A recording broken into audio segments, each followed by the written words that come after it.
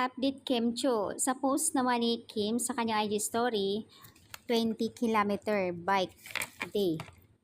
Pero tanong ng karamihan, sino nga ba ang nagkuha ng picture sa kanya? Paki-reveal naman po sino yung photographer.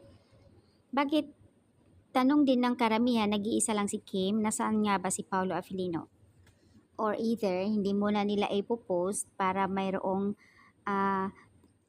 challenge or excitement ayon dito. So ayan na nga guys, ang pinagtataka din ng iba na walang update today ang Kim Pao sa kanilang social media account.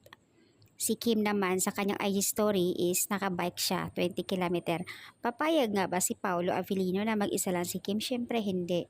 Kaya naman ayon sa karamihan, paki-reveal kung sino yung photographer. At expected ng karamihan din nakasama ang mga friends kasi nga kapag magja-jogging sila or nagji-gym kasama ang mga friends, lalo na dito sa bike, syempre hindi pwedeng solo lang ni Kim. Kaya malamang bukas yan i-upload nila or sunod na araw.